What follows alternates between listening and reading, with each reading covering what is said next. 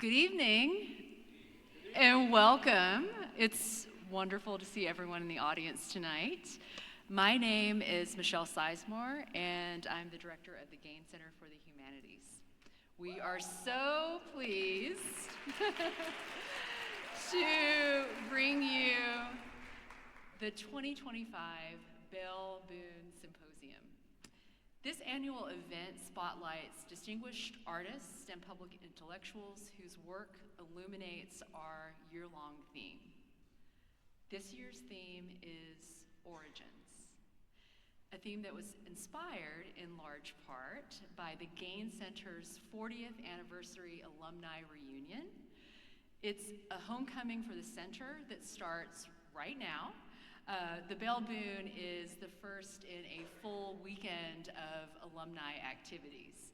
So a very warm welcome to all of our Gaines alums in the audience.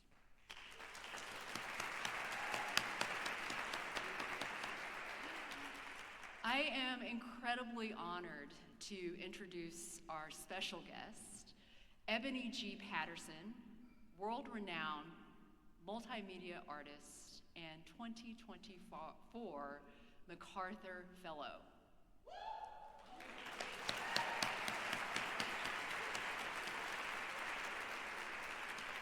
We are absolutely thrilled that she can be with us this evening. Patterson's pieces appear in the permanent collection of the Whitney Museum of American Art, the National Gallery of Jamaica, the Zeitz Museum of Contemporary Art Africa, and many more, many, many more. We invited Ebony to headline this event because she's one of the premier visual artists of our time. And she intersects with our theme of origins in at least two ways. If you didn't know, from 2007 to 2028, she served as a faculty member in UK's School for Art and Visual Studies. So this is a return to Lexington for her as well. And her exploration of post-colonial spaces inextricably relates to contested origins. Patterson's art engages with the history of colonialism and its legacies both thematically and formally, encouraging viewers to look at her work and the world more closely and deeply. Tonight's conversation will be facilitated by the director of UK's Art Museum, Stuart Horodner. Stuart has been director for 11 years. Before coming to Lexington, he was the artistic director of the Atlanta Contemporary Art Center, and he has held leadership positions at the Portland Institute for Contemporary Art in Oregon, the Bucknell University Art Gallery in Pennsylvania, and he was co-owner of the Horodner Romley Gallery in New York City. And now, an evening with Ebony G. Patterson. Please join me in welcoming Ebony back to the University of Kentucky.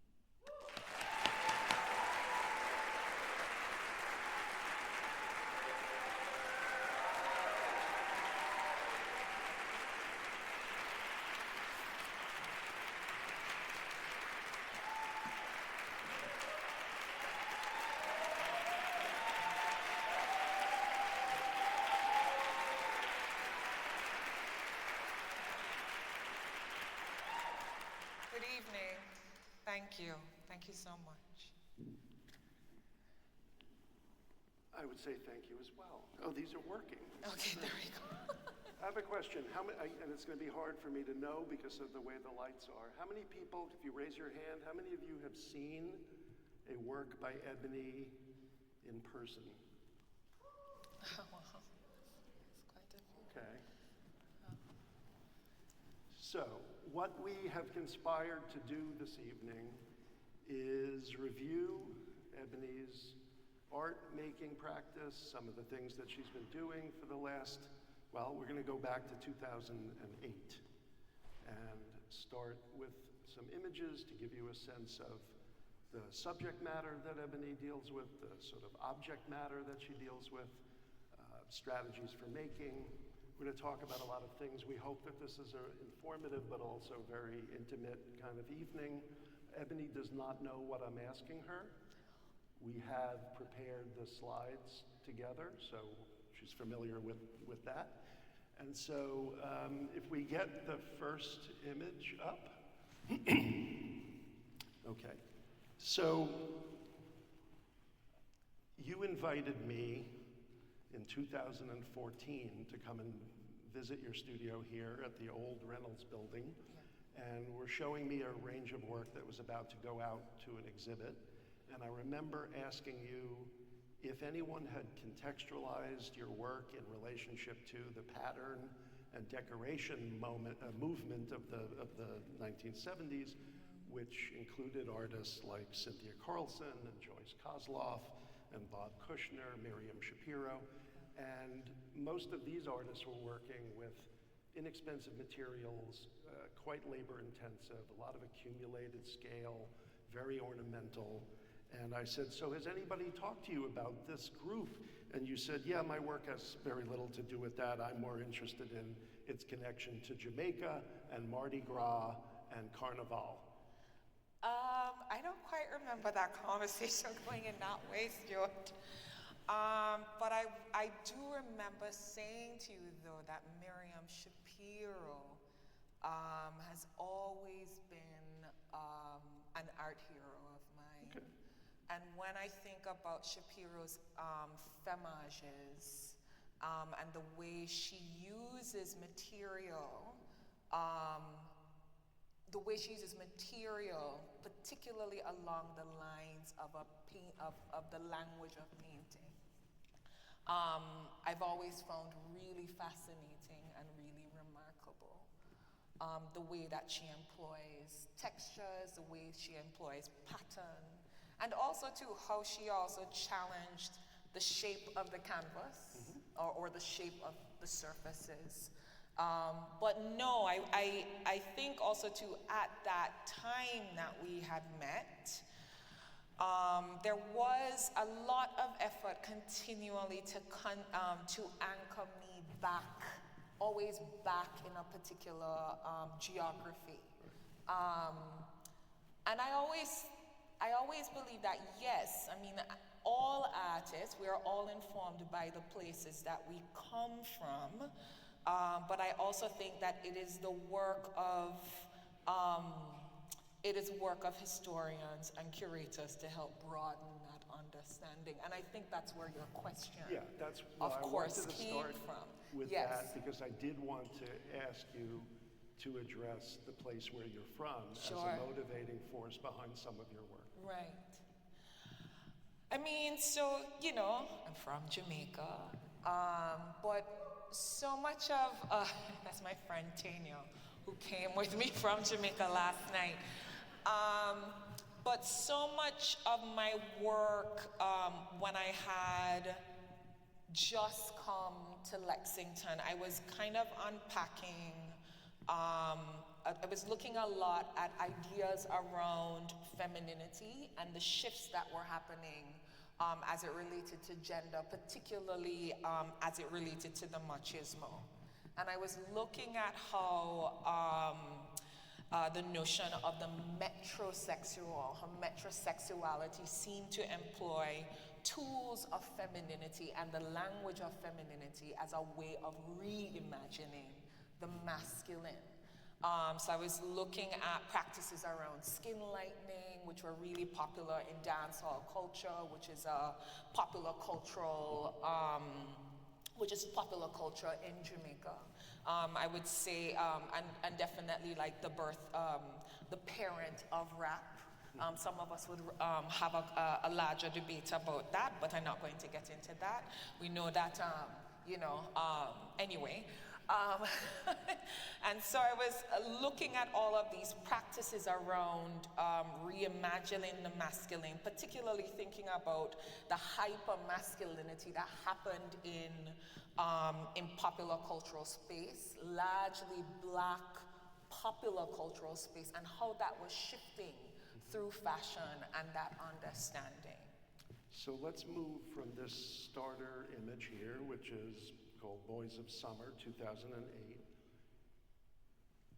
And ironically, that's one of the first works I made in studio in '07 in the Reynolds building. Okay. And it comes from the Gangsters for Life series, which, and a couple of these works were shown in the Boys of Summer show that my gallery in Chicago first showed me at in 2008. Got it. And already having trouble.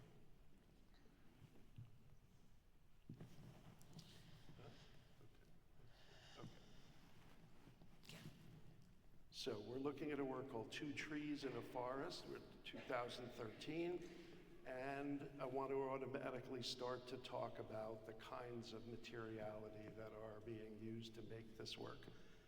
Work on paper, acrylic, glitter, fabric, mixed media.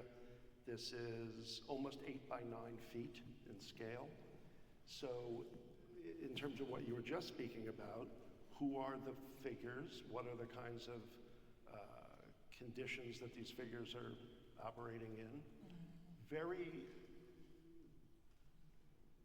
Much part of this work from the moment that I saw it was a question of figures being embedded, hidden, revealed. Can you talk a little bit about the sort of strategies that you're employing in terms of scale and color? And Well, so one of the things that's always preoccupied my thinking is thinking about working class people, and particularly thinking about Black working class people, and how fashion or tools related to beauty becomes a way of carving space in places that they're just not allowed because of race, class, or socioeconomics. The other thing also too that has always interested me is that when we think about culture, culture comes from the working class. So when you think about when you think about a place, a nation, it's the working class that gives those places or a nation its visibility. So then what does it mean then for the least in a community to not be valued, but the extractions, the byproducts that come from that to be seen as valued? So what does it mean then not to value the people who actually give a larger visibility? And so the saying, if a tree falls in a forest, does it make a sound, was something that resonated a lot with me, thinking about how that saying is very much grounded in ideas around visibility and invisibility. In order for the tree to exist, do I have to witness it, to believe in its existence and its value and its presence and its worth? Or is the essence of its visibility just enough, the sound that it's fallen? Do I have to, what does it mean to witness? The other thing also too that was happening at this time is that I spent a lot of time consuming social media. So I was looking a lot at party images, the way light also became a really important vehicle for people who would otherwise be disenfranchised, how the video light or the camera light becomes a way of propelling those people from their communal space into a wider space like social media, where those images go on and travel globally. And then also too, the other thing that's also happening is that there's a halo. So I'm also thinking about this notion of dignity, and what does it mean then to also think about how the light becomes transportive, but it also becomes a way of signaling that these bodies too are due dignity, they're due value, and they are valid. And that also too, that through the use and the decisions around clothing, that is also a way of these bodies also taking charge of their own agency and projecting their own sense of self-importance from these places. Was part of first of all, I just love what you just said, because it's very clear where you're coming from and the strategies you're using to position these figures, the use of a halo as as a reference not just to icons and a history of religious art, but also a kind of, exalted, dignified situation. But let's talk about scale for a moment, because to make work that's 8 by 9 feet and be talking about elevating, dignifying, presenting with a sense of celebration, how did you move so comfortably into working at this kind of scale? It's funny, I was just talking to somebody about a lot of the assignments I would give to students when I was here. So I'll share. My first year students, I don't know if anybody's in the audience, when they would come to me in first year, they would have to stitch 4 sheets of 22 by 30 sheets together to basically make a 4-foot by 5-foot painting. When I was in undergrad, from my second year of painting on, we had to make big things. And a part of engaging in making big things was to dismiss or to demystify the notion of making a big work. That it does not require a greater or a different kind of feat. And so for me, thinking conceptually and thinking about the strategies around image making, and in this case, building out an environment, because there are 2 very clear figures that stand within the halo, but there are also these silhouetted forms. I'm also thinking about the audience and how the audience sits inside the picture. So for a moment, the audience, yes, is bearing witness, but it also becomes a part of the composition. So I've always been making big things. This is not new for me. I've been making big paintings since I was in undergrad. And that's just because of how I was trained. And so it's just always been easier for me actually to make much bigger things and even bigger things. But to make something really small is very, very hard, actually, for me. Well, that makes a lot of sense. We're going to talk later, I think, about your strategies to continue to expand how to fold viewers into the environment. But what you just said is very interesting. By virtue of scale, the proximity and relationship between a viewer's body and the scale of the bodies that they're looking at. I looked at my watch. We could be here for several hours, so I'm going to move this along so we can share more imagery with you, just to give a sense of the way in which Ebony's working. I don't want you to comment on every work. We don't have the time for it. But I do want to talk about as you said at the beginning, this idea that you're Miriam Shapiro, the notion of breaking out of the rectangle, a work like this, an installation that shows a few works in a gallery setting, already indicates that you're working within a prescribed geometry, but you're also breaking and making the floor part of a work, making the wall work irregular. Talk a little bit about those decisions or those strategies of how to work, or how free you might feel to work in different formats. A big part of it also too had to do with thinking more and more around narrative. So that moment when we looked at the trees in the forest, the 2 trees in the forest, and the one after that was a dead tree in the forest.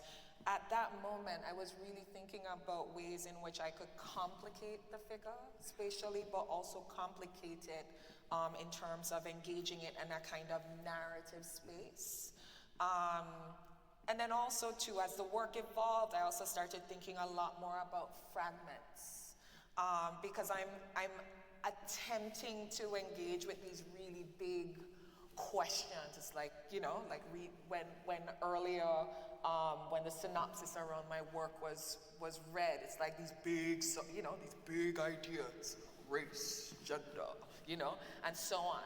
But they're big conversations. And so I was really thinking, what does it mean to think about my work almost existing in a much longer unpacking, a much longer consideration, that the work becomes a fragment that looks at just a little section of that understanding, or an attempt to deal with just this little moment in a much bigger understanding or a much bigger kind of question.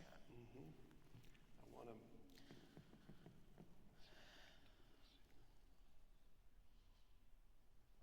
Okay, so one of the things, and I do want to, let's look at this image for a moment, the way in which this figure merges with the ground, the floral motif on the body and on the ground.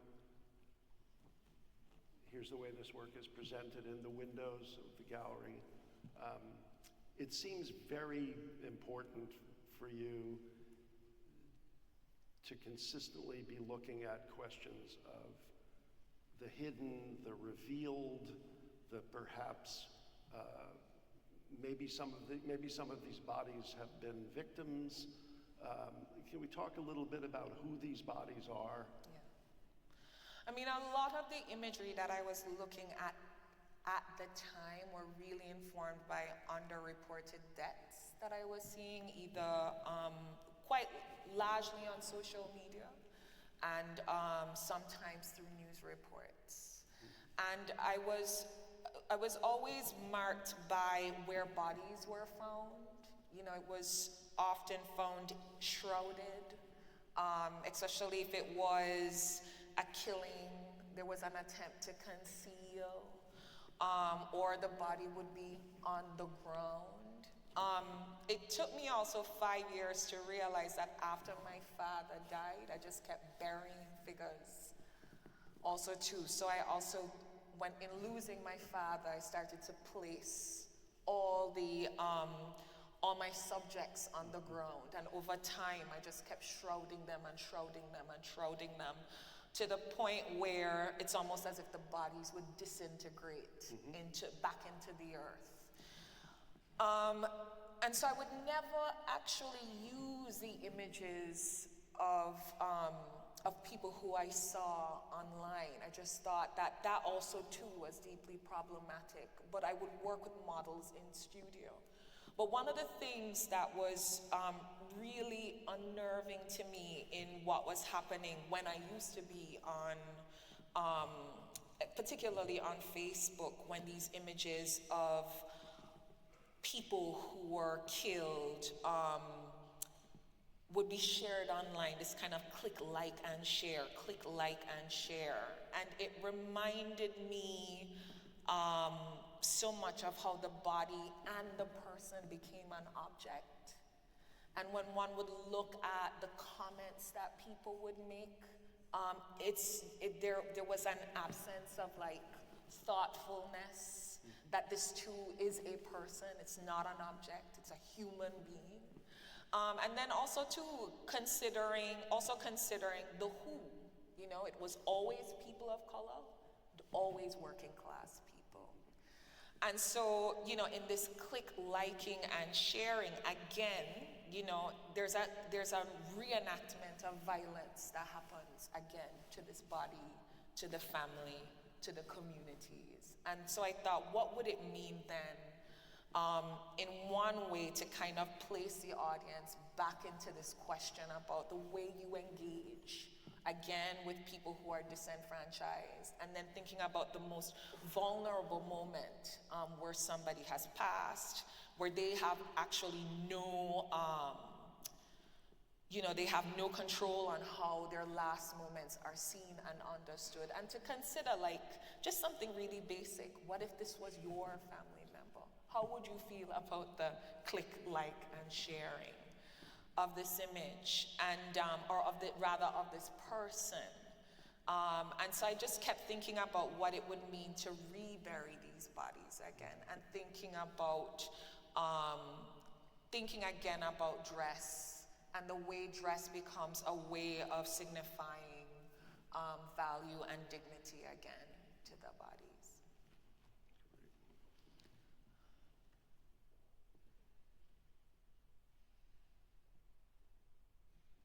Is it not moving? Oh, there we go. Okay. Let me go back. Oops. The other way. Yep. Okay. There we go. So one of the things that, for people who this sequence is revealing different ways that Ebony works, one of the most interesting things for me was to come upon exhibits of yours that were including video, and that the kind of figures, the kind of ornamental clothing was now continuing into you, in a sense, becoming a director, becoming a cinematographer. This is Three Kings. Yeah, Three Kings Weep. Yeah. Yeah. Three Kings Weep. This was, I think this is the installation at the Speed Museum Correct. exhibit. And so you had this fantastic quote, and I think it was that beauty is a trap. And I'm interested in your cultivation of ideas about beauty. The video is quite hypnotic as these three men take off their clothes or put their clothes on. I'm trying to remember what. Put their clothes on. But They it's were filmed getting in reverse. dressed. It's filmed in reverse. Right. Yeah. So maybe you can just talk a little bit about Three Kings and Yeah. some of the conditions that you're exploring in this work. So Three Kings Weep witnesses three young men getting dressed. And as they're getting dressed to the poem read by a young boy of Claude McKay. If I remember correctly, I think the poem was written in 1918, actually in response to the bloody summer, which was the race riots that were happening in, I believe it was Chicago at the time. McKay was a major figure in the Harlem Renaissance, and also a Jamaican migrant. And so as these three young men get ready, they're also crying. They're weeping as they're getting dressed. And so I don't know if everybody here knows the poem of McKay, but it's a charge. And to think about a charge then also being read by a child. It's actually a boy he's a teenager, but his voice hasn't broken yet. So it still has that kind of androgynous kind of moment before that, the evolution and the shift of the voice. But there's this deep moment of vulnerability as these young men get dressed and they're crying. And they're crying, they're getting dressed for what is imminent. They recognize and understand that they're about to die.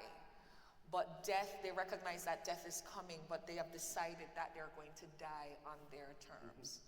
And as they get dressed, the last thing each of them do is crown themselves. And so one crowns himself with a yellow bucket hat, one crowns himself with a pair of reflective yellow glasses, and one crowns himself with a purple bandana that gets tied to the front. And there are all of these moments of like long stillness, and the images are projected to the scale of the room. The audience sits at the feet of these young men, and there are it's an 8 minute 3 second long video, and there are all of these long moments of tension. Making video is very hard, and our attention spans are very, very short. And so I was really interested in what would happen if somebody felt that they wanted to get up, that they were not willing to stay those 8 minutes. And I wanted to create a moment of embarrassment for the person, that they would have to struggle with themselves, and also to, in that moment, become really aware of their own bodies, because here it is, there's this very vulnerable moment happening. And what does it mean for you to get up and leave in this very deep moment of vulnerability? It becomes irreverent, and then by extension, incredibly disrespectful. So it's almost like a moment of church. You have to stay still. The chapel-like Right. setting of it is extremely, already a structure Correct. that's powerful. Correct.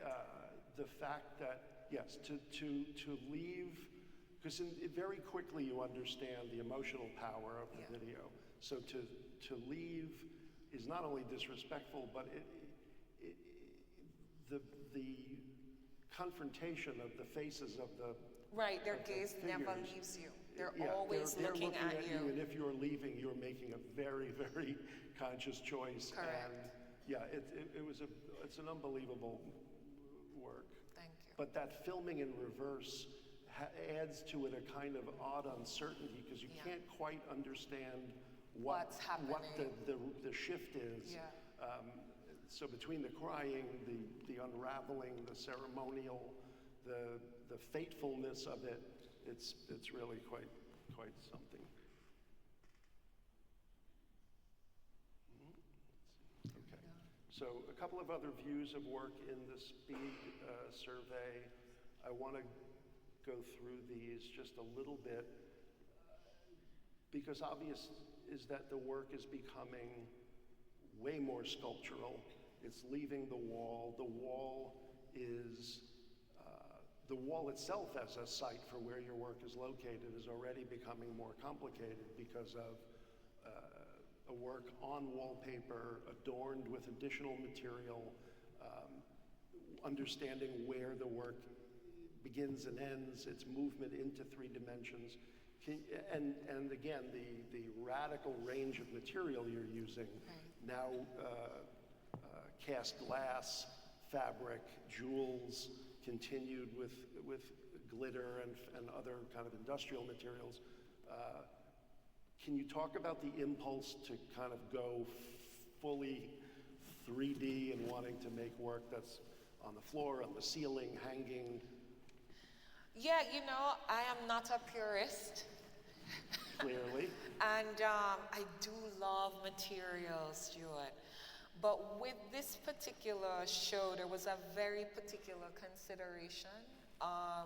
So the show started at the Perez Art Museum, traveled to the Speed, then went on to the Nasha. And it was called While the Dew is Still on the Roses. And it happened at a particular juncture where I'd been thinking about gardens a lot, and thinking a lot about gardens as a metaphor for post-colonial space, and thinking a lot about this notion of gardens that are attended to versus gardens that are not attended to, and thinking about that in terms of communities, that are visible versus those that are invisible. And then because the show was a survey show, I remember one of the challenges that was brought to me when I had said, I want to do I want this to be like an installation. I was told, well, that's going to be a little tricky to travel the show. And I said, well, I'm only certain of one venue. I don't know about anything else, so I'll give this venue the show it deserves, and if anybody else comes, they'll get the show they deserve. And so I've always thought about this show as 13 works. So it's 12 works in the space, and then the overall construction of the show as the 13th work. That each one becomes a way of further digging into the garden, and that it becomes more and more revelatory as you walk through the installation.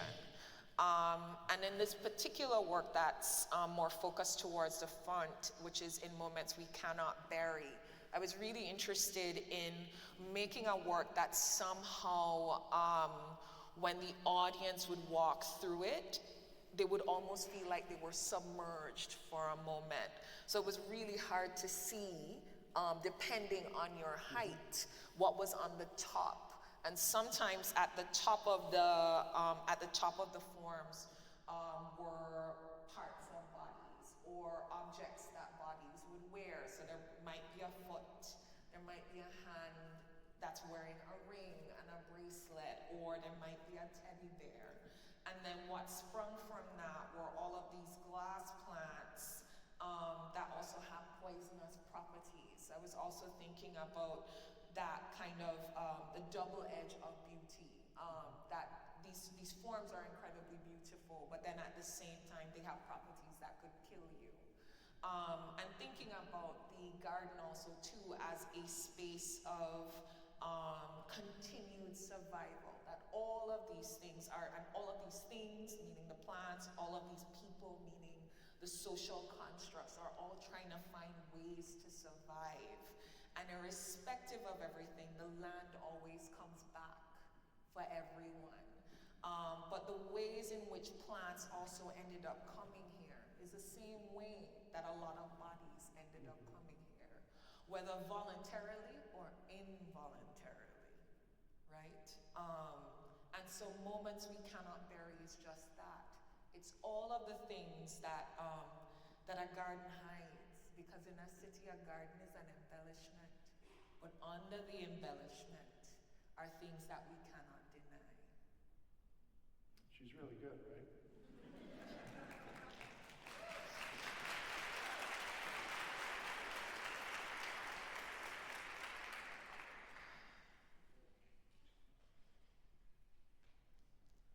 Want to just move through a few images, again, giving you a sense of the way in which Ebony works.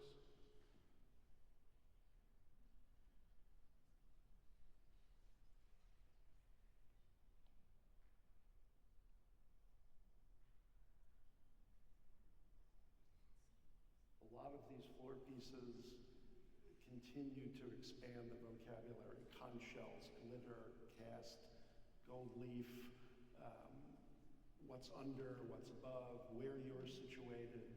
I think I want to ask you about slowing down looking. You've used a lot of strategies to make your work demand extended viewing periods, to see not only details, but to see things in the round.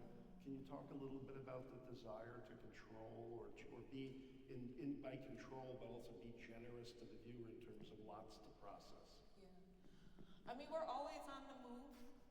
You know, I had a professor when I was in undergrad who said, and it's a statement that that always rings true and I always hold when thinking about making work. He said that the attention span of the audience is 3 seconds long, and what you do in those 3 seconds determines whether or not they'll hang around 3 more seconds. And that's more than 20 years ago.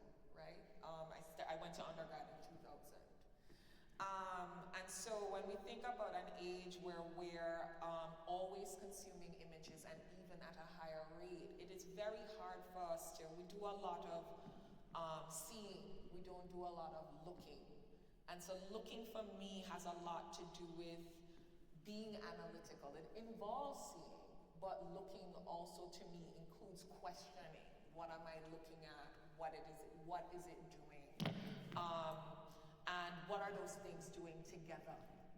And so for me, in giving a lot of these tactile moments, I'm trying to suspend and hold the viewer's attention, because I know our attention span is short. So first, in many ways, it almost becomes an assault on the senses. I mean, so many times people say to me, I just want to touch it. So because you can't touch it, you have to spend more time, you have to touch it with your eyes. You know, you have to spend more time looking. And so because of that, because there's so many of the same things, but in so many of the same things used in so many different ways, even in the same space, you are forced or compelled to give it a little bit more time so that your brain can make some sense of what's happening. And then again, the strategies around composition. See, for example, in this work, When the Cry Takes Weep, this is a work that was born actually out of lockdown after I made one peacock-based work first. It was for the Liverpool Biennial, and when I made that first work, I felt like so many things were not happening that I needed to happen, so I said, let me do another one. And this one is actually at the Tate in Liverpool, for the Liverpool Biennial. And so The Cry Takes Root has a peacock that looks back at itself. And the question I was asking myself then, what does it mean to witness your own ugliness? And so a summer before, I spent some time at the zoo, and when I was home in the summer, and I saw a Lucine peacock, a white peacock for the first time, and it was in a section of the zoo where people didn't necessarily go to. And the bird was molting. I'd never seen a bird molting consciously, and then to see such a large bird, in molting, and then to see a white peacock, which I'd never seen. So, you're seeing the bird at its most unattractive moment, and it just seemed to hover in the space. It was very ethereal and very ghostly. And so I thought about that metaphorically, like what does it mean for us to witness our own ugliness and to spend time unpacking that, and what does that reveal? And so when the cry takes root, which is the black peacock, it looks back at itself as it sits on this pile of conch shells, but its tail, which is the larger landscape, almost seems to hover.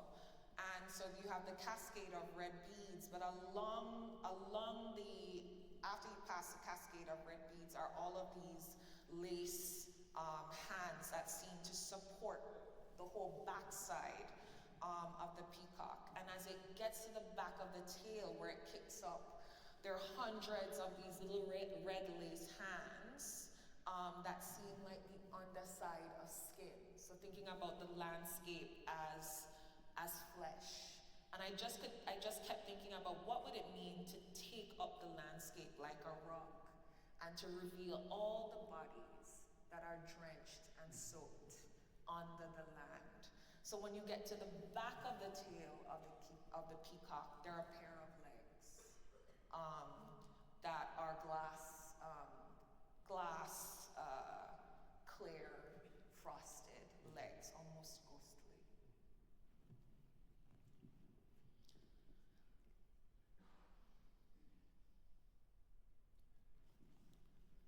I don't know if it seemed inevitable. Maybe it seemed inevitable at the time, or maybe it seems inevitable now, but after all of this discussion of gardens and the metaphors of gardens and the richness of the way in which one might encounter the surface, what's underneath, all of it, you got invited to do a project at the New York Botanical Garden. You've been showing your work in galleries and biennials and museums. And we're going to look at a couple of images here from that installation. This is the exterior, obviously. The exterior of the conservatory. Yeah. And so, I worked with the gardens for about, I think it was about almost 2 years. They started this artist in residence project, and I was basically the pilot for this endeavor. And yes, it did seem inevitable that I would work at a garden or be able to work in an institution that had a garden. And so for this project, I started thinking more deeply about the landscape and what it would mean to almost pick away at the landscape. And I started thinking a lot about vultures and the work that vultures do. And so I decided to cast 300 vultures. They're based on black vultures, and they largely sat on the outside of the conservatory. And a lot of the I worked with the horticultural department at the gardens, and we planted a lot of plants that had poisonous properties, plants that would do well in one season and die well throughout another season. Because one of the other things I was also interested in too is, a garden is a very organized and controlled space. And I was really interested in what would happen if a garden was just left to grow, which is a big risk for the New York Botanical Gardens. Not what they're known for. No, not what they're known for at all. But I was also going back to thinking about the vultures. When I think about vultures and what they do in terms of the ecosystem, they do the work that nobody wants to do, right? They consume the dead. They consume things that are dying on the landscape as a way of creating moments for regeneration. It becomes incredibly important. And so I was thinking about that in a communal sense. Who ends up doing this work in our communities? who ends up doing this work for us socially, socioeconomically.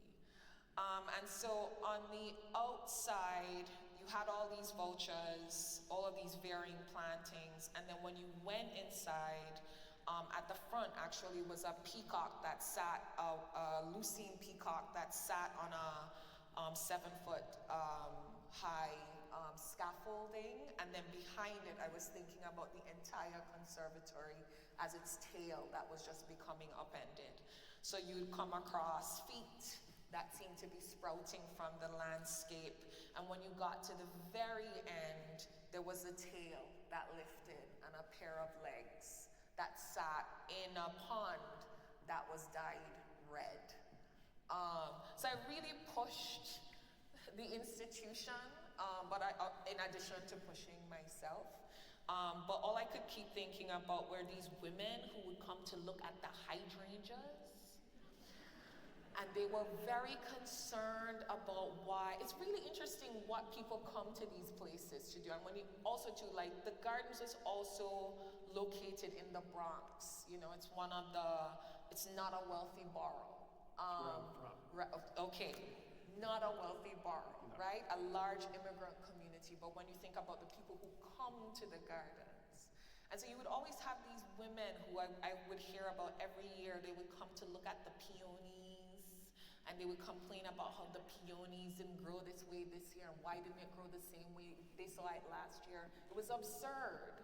And so I just kept thinking, I want to be a pebble in the shoe of a woman who comes to look at the peonies. I want to unnerve you, you know. I want you to question why and how these plants came to be here in the first place. And also to question the place that you are in. Because the other thing that often gets sanitized about the North, you know, in terms of thinking about this country and its history, the North always likes to think of itself as historically as the ones who were never involved in chattel slavery. But on this particular, at this particular gardens, there's a snuff house. And that snuff house, that tobacco came from somewhere. It came from the South. So I was interested also too in us thinking about how these places of pleasure, these places of beauty, also too, in its mining, are also a part of a much longer history around the cultivation of beauty. And when we are standing here in this moment, looking at the peonies, who is taking care of the peonies, right? And how that also relates to a much longer historical arc. I'm interested. Yeah. I mean, I'm very interested in how you are able to work with these sites, these destinations for a certain kind of experience, and to trouble them and be the little irritant that might pause somebody's sense of their deliverable, their expectation. I think it's great when institutions are willing to, like, let an artist come in, push them, change their MO a little bit. Did you get to talk to, like, when you do a project like this, how much time are you able to spend engaging with visitors or anecdotally hearing from the institution about responses to what you've done? I spend a lot of time with the institution. Like, so for example, I don't know if we have a shot of another section of the gardens, but like, for example, there are a number of plants that I ended up casting that came from the herbarium. So I spent sorry. So I did end up meeting and working with people in different departments at the gardens. And then also too, there's like when one hangs an installation in an institution, you spend way more time with the preparatory team than you do the curator. And you get to know those people, and you get to know their interests, and also to their practices. That's the other thing, is that most of these people who end up working in these places and spaces that help artists recognize a dream or a vision or a work, quite often that work is supported by other people who actually have practices themselves. And so I've always found the opportunity to get to know people beyond, beyond the care that they end up giving my work after, being incredibly invaluable. I want to go through a little more quickly if we can.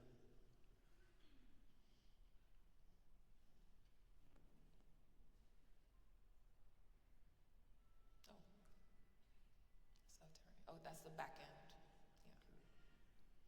This is the Bush Cockrell video. I mean, I think we're going to just go through just to give a sense of more work without quite unpacking each one. I do think that, and I just went from, again, a kind of establishing shot to a detail, I do think that your work consistently has these moments of arrival from a distance view, a closer view. I mean, it is almost filmic in the way that a viewer approaches. So here we're looking at a detail. A festa. A fester. Can you talk a little bit about, again, you're seeing these repeated hands.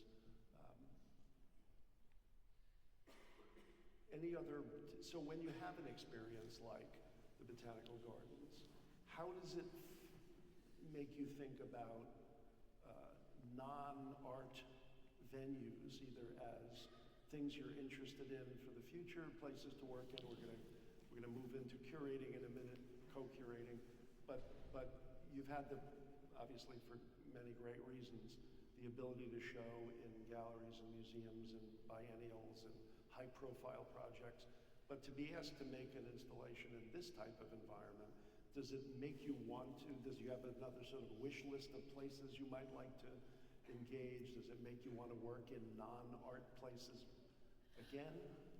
I think every institution comes with its challenges, whether or not it's an art institution.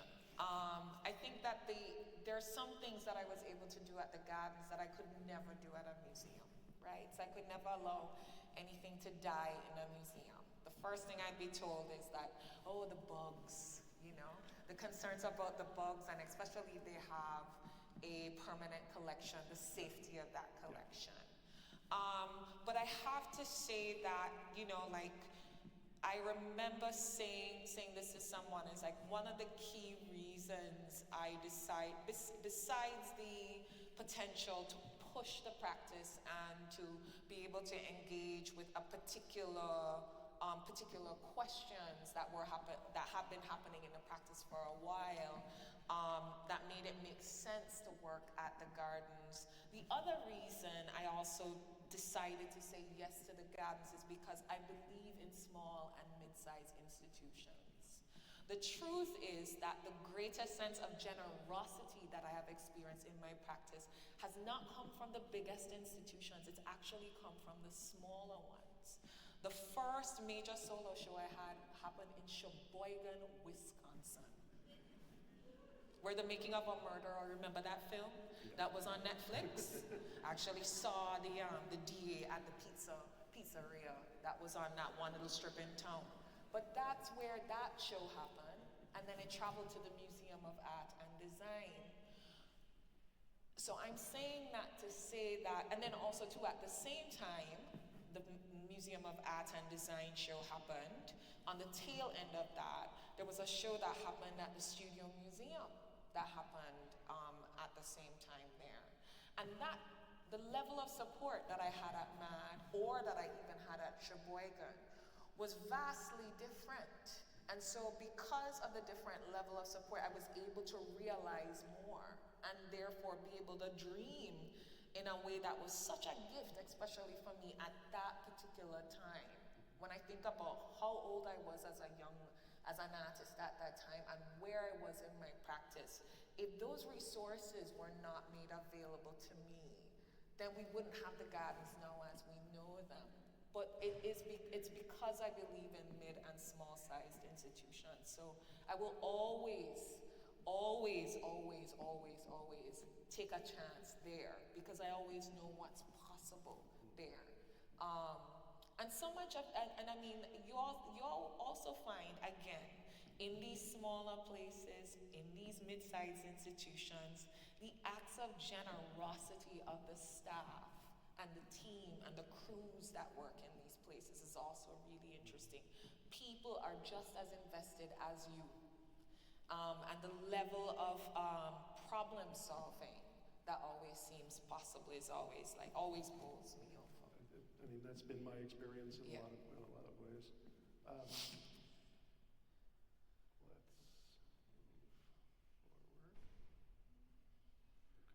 I'm moving forward to get to where I think we need to sort of, I know no one's going to want to wrap this up, but we're going to get, I want to ask you about, so you've had these various opportunities. You just said, I think, a very interesting summary about the joys of working in different scales and different kinds of circumstances.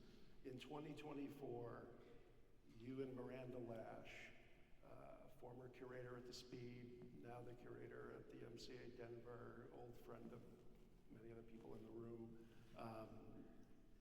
you and she co-curate the Prospect Biennial in New Orleans in 2024. I'm just going to show a couple of images of works that you included. This is a work by Mel Chin.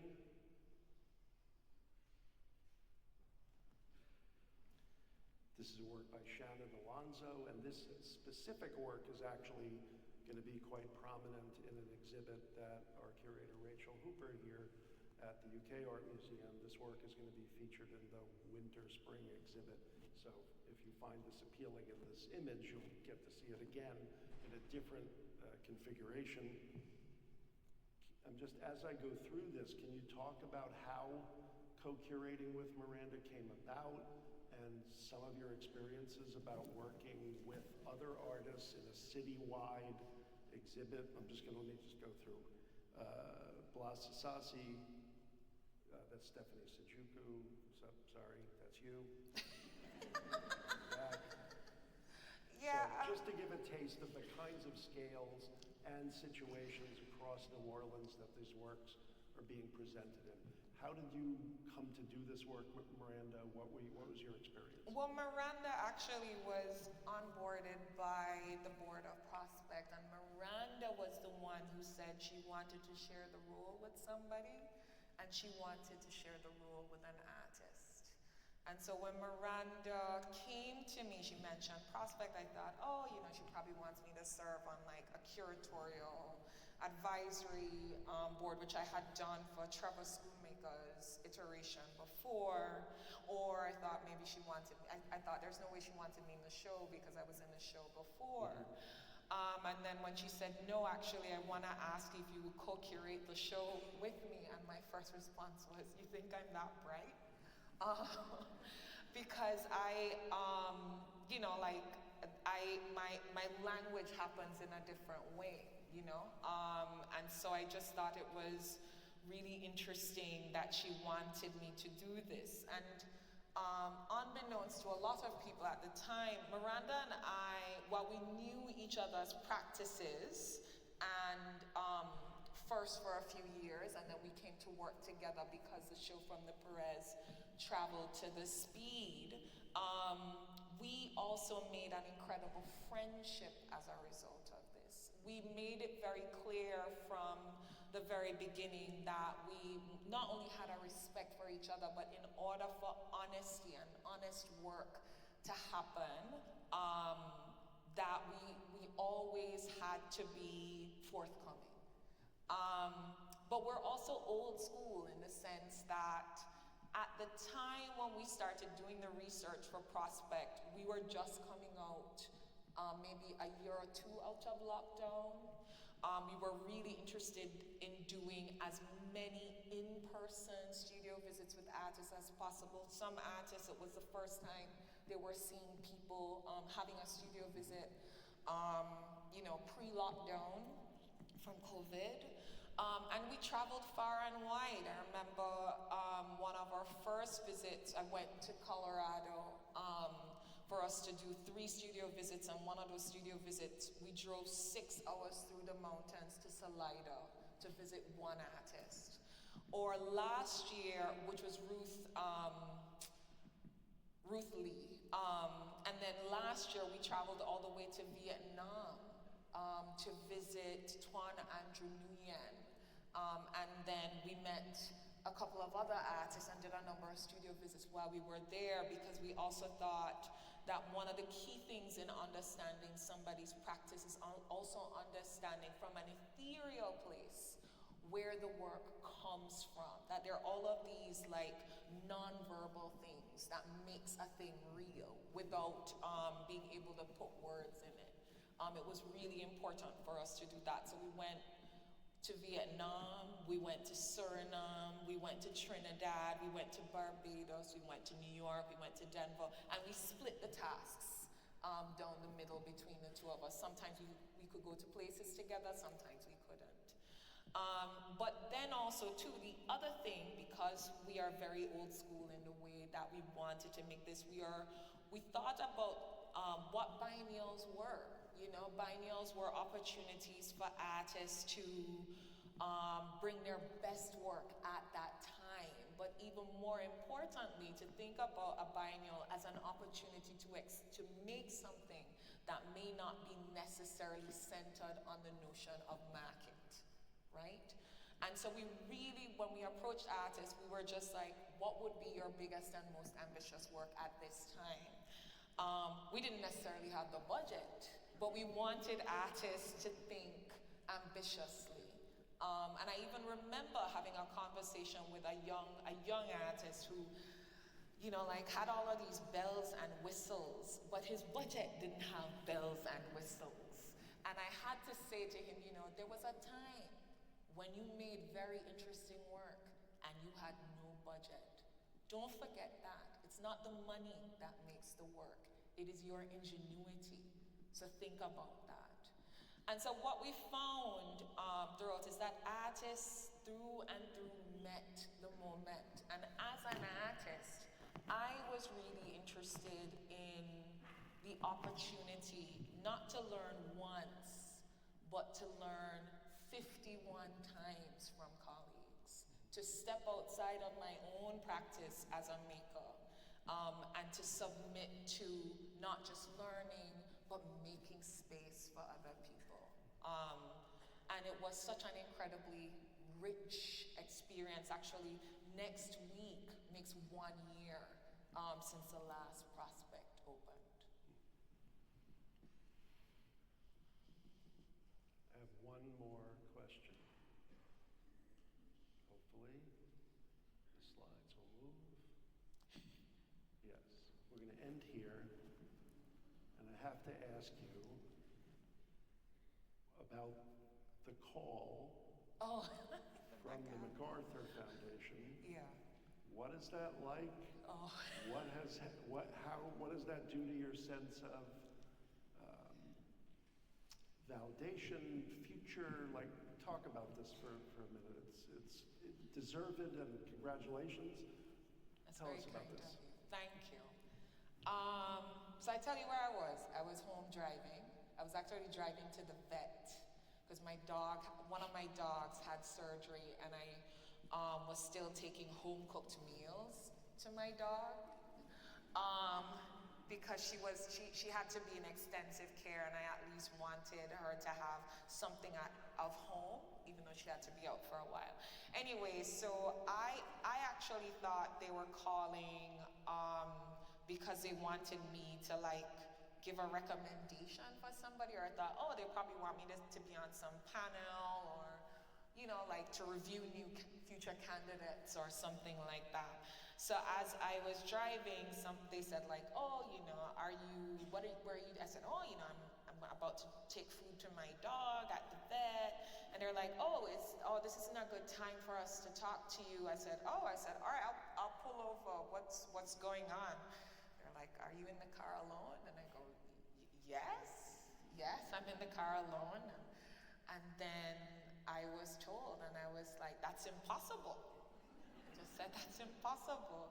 And then they said it again. I said, how is that even possible?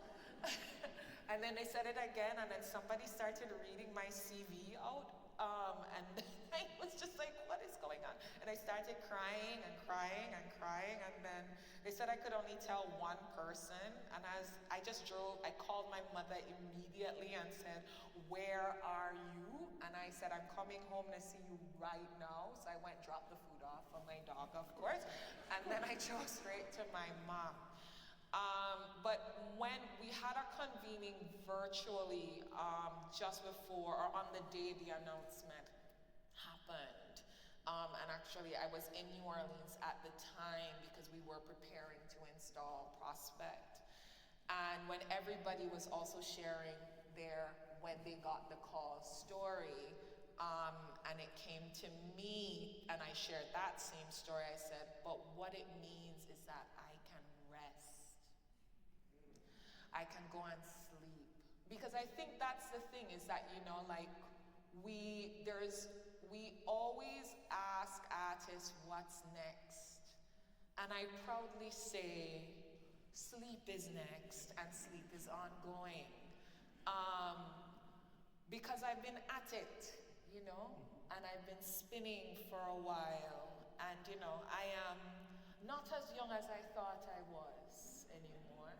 And I am now at a particular crossroads where I feel like I just need time. And what is support, especially support like this, but the gift of time? And that's what's really wonderful, is that, you know, of course it's unrestricted, which is even better, but that is it. I have committed to resting for 2 years. 2 years, just rest.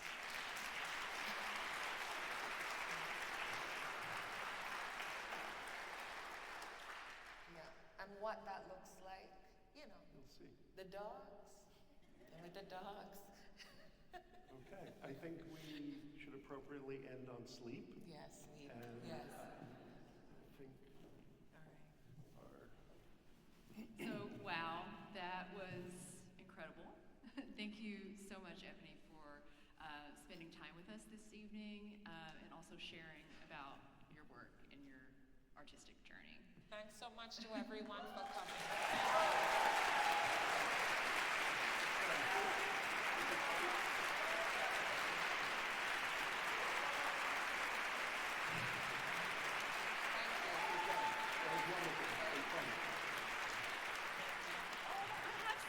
I have something for you. Oh, okay. Should I come to you? Oh, we can do Okay, that. let me go. Okay. Sure. What's going on? Yeah, you have a mic. My mic is tied to the podium. On behalf of the Gain Center, we would love to present you with a julep cup, which is a symbol of hospitality that we always give to our special guests. So thank you again so much. Thank you.